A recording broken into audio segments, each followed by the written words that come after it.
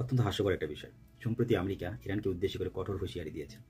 অর্থাৎ ইরানের যে সর্বোচ্চ শীর্ষ নেতা, অত্যন্ত বয়োজ্যেষ্ঠ প্রবীণ নেতা ইমাম আয়াতুল্লাহ খামানি, ওনাকে উদ্দেশ্য করে কঠিন হুঁশিয়ারি দিয়েছেন উনি যেন নিজে থেকে সিলিন্ডার হন এবং যুদ্ধবিরতি করেন, অর্থাৎ যুদ্ধ থেকে বিরত হন।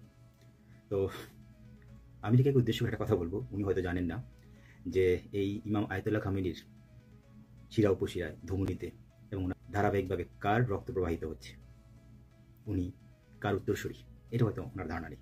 অর্থাৎ আমরা যারা ইসলামিক হিস্ট্রি খুব ভালো জানি, আপনার প্রিয় নবী হযরত মুহাম্মদ সাল্লাল্লাহু আলাইহি ওয়াসাল্লামের যে দৌহিত্র অর্থাৎ ইমাম হোসেন রাদিয়াল্লাহু আনহু, ওনারই পুত্র আপনার জয়নাল আবদিন রহমতুল্লাহ আলাইহি, ওনারই ধারাবাহিকভাবে বংশধর হচ্ছেন আপনার এই ইমাম আয়াতুল্লাহ খামেনি।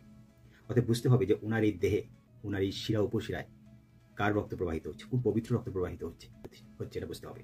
কেননা সেই সময় আপনার ইমাম হোসেন রাদিয়াল্লাহু আনহুকে উদ্দেশ্য করে যখন এজিদের সাথে যুদ্ধ হয়, এজিদ কিন্তু ইমাম হোসেন রাদিয়াল্লাহু আনহুকে উদ্দেশ্য করে বলেছিলেন যুদ্ধবিরতি হওয়ার জন্য এবং নিজে থেকে স্যালেন্ডার হওয়ার জন্য বলেছিলেন।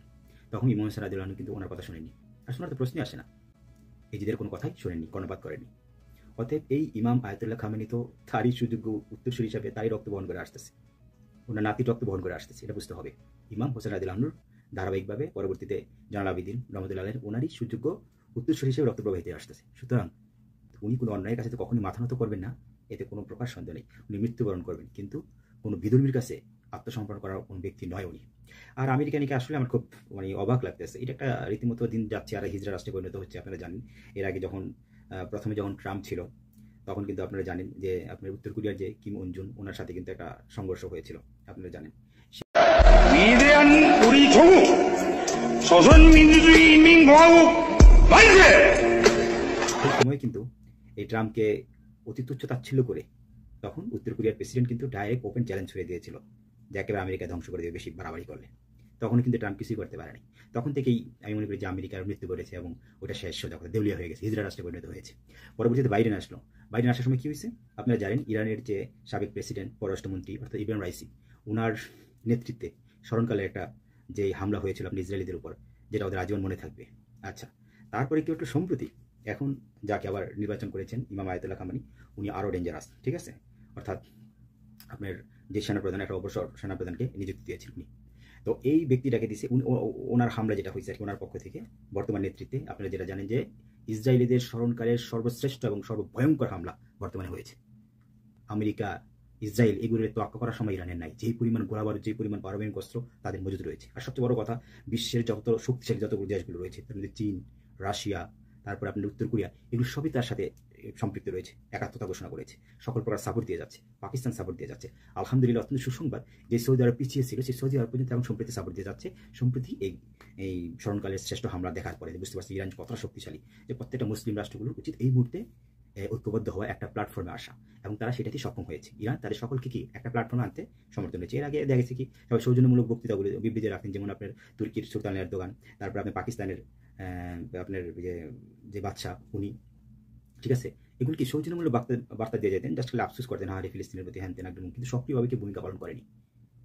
যেভাবে ইরান সরাসরি সোজা কথা নিজের অস্ত্র, গোলাবারুদ, সামরিক বাহিনী সবকিছু নিযুক্ত করছে ফিলিস্তিনের সপক্ষে, প্রকৃত ইমানি শক্তি দিয়ে বলিয়ান হয়ে। আমি তাকে বলেছি ওনার শরীরে কার রক্ত প্রবাহিত হচ্ছে এটা বুঝতে হবে। অর্থাৎ এই আমেরিকার কাছে মাথা নত হওয়ার মতো ব্যক্তি উনি না। উল্টা উনি আমেরিকাকে ডাইরেক্ট আক্কা করেন, উল্টার ঘোষণা দিয়েছে বেশি হলে আমেরিকাকে ডেট করে ফেলবে, মেরে ফেলবে সোজা কথা, নিঃশেষ করে দিবে, যেভাবে ইসরায়েলকে শেষ করে দিচ্ছে সেই হুমকি দিচ্ছে। এটা হলো সেই ইরান, এটা বুঝতে হবে। তারপর এই মুহূর্তে জাস্ট এই একটা ছোট্ট ইম্পর্টেন্ট মেসেজ, সেটা হচ্ছে যেহেতু এখন এই মুহূর্তে এত সুন্দর একটা সময় চলতেছে, যেই সময়টাতে প্রত্যেকটা মুসলিম রাষ্ট্র পৃথিবীর ইতিহাসে এইভাবে ঐক্যবদ্ধ হয়নি কখনো, যেটা এইবার হয়েছে। সৌদি আরব থেকে শুরু করে প্রত্যেকটা রাষ্ট্র, পাকিস্তান থেকে শুরু করে তুর্কি যা আছে, এবং বিধর্মী রাষ্ট্রগুলো সবচেয়ে বড় কথা, এই যে ভ্লাদিমির পুতিন বলেন, তারপরে কিম উনজুন বলেন, তারপর আপনার যে আপনার এই কি বলো এই চীনের যে প্রেসিডেন্ট, তারা সবাই মিলে এখন ঐক্যবদ্ধ হয়েছে। তার মানে এখন প্রচন্ড শক্তিশালী ইরান সোজা কথা। ঠিক এই মুহূর্তে আমেরিকা যদি ছোটখাটো একটা উস্কানিমূলক বক্তব্য দেয়, আমার মনে হয় সবার ঐক্যবদ্ধ হয়ে আমেরিকার এই মুহূর্তে ধ্বংস করে দেওয়া উচিত। এটা একেবারে মাথা কেটে দেওয়া উচিত। আমেরিকা বুঝতে পারেনি যে কার লেজা পাড়া দিছে, এটা আয়াতুল্লাহ খামেনি, বুঝতে হবে। একটা নেতা মরবে, ও আরেকটা জাগ্রত করবে, আরেকটা তৈরি করবে। সে হলে গিয়া আপনার একজন কি বলে রাষ্ট্রপ্রধান তৈরি করার একজন প্রধান কারিগর, সুযোগ্য রাষ্ট্রপ্রধান তৈরি করার কারিগর, একজন সেনাবাহিনী তৈরি করার কারিগর এই আয়াতুল্লাহ খামেনি। কার লেজা পাড়া দিছে বুঝতে পারেনি।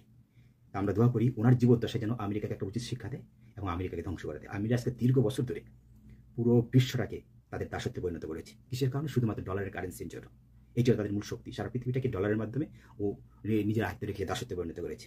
যে দাসত্ব থেকে অনেক আগে বেরিয়ে এসেছে কি চীন, রাশিয়া এবং আরও কয়েকটা ক্ষমতাধর রাষ্ট্র, তারা বের হয়ে আসছে। তারা ডলার কিন্তু কারেন্সি ইউজ করে না, তারা ইউজ করে রুবেল নামক একটা কারেন্সি, সেটা ইউজ করে সারা ওয়ার্ল্ডে। আচ্ছা, তো এরকমভাবে আমার মনে হয় খুব সম্প্রতি যদি আমেরিকার এই ডলার কারেন্সিটা যদি সারা দেশ, প্রত্যেকটা মুসলিম দেশ যদি বয়কট করে, আমার মনে হয় আমেরিকা একেবারে দেউলিয়া হয়ে যাবে। ওটা কোনো অস্তিত্ব থাকবে না, ওটা শক্তি তো এত লাফালাফি করে, এত কিছু করে। ঠিক আছে, এটা হচ্ছে মূল বিষয়। আরেকটা বিষয় হচ্ছে ঠিক এই মুহূর্তে আমার মনে হয় যে প্রত্যেকটা মুসলিম রাষ্ট্র ঐক্যবদ্ধ হয়ে আমেরিকাকে কড়া একটা হুঁশিয়ারি দেওয়া, এবং বেশি বাড়াবাড়ি করলে ইসরায়েলের পাশাপাশি ওরা যেন ধ্বংস করে দেয়, সোজা কথা। অতিরিক্ত বাড়াবাড়ি করে প্রত্যেকটা দেশের ব্যাপারে নাক গলায়, আর এই মুহূর্তে উচিত ওর নাকটা কেটে ফেলা, সোজা কথা, বেশি বাড়াবাড়ি করতে গেলে। কারণ অলরেডি ওর হিজরা রাষ্ট্রে পরিণত হয়ে গেছে। সে কিমন জুনের কাছে উত্তর কোরিয়া সেখানে অপমান অবদস্থ লাঞ্ছিত হয়েছে। পরবর্তীতে ইব্রাহিম রাইসি, সেও তো আঁকা করেনি, তার সময় আপনি বাইডেনে লাঞ্ছিত হয়েছে। এখন আবার ট্রাম্পে যেই ওর সময়কালে যেই ইয়েটা হয়েছে, স্মরণকালে সর্বশ্রেষ্ঠ যে ভয়ঙ্কর হামলাটা হয়েছে, ওর এর চেয়ে আমার মনে মরে যাওয়া উচিত, সোজা কথা, আমেরিকার। ঠিক আছে, এটা যে কোনো একটা দেশ না, এটা একটা হিজরা দেশ, এতে কোনো সন্দেহ নেই।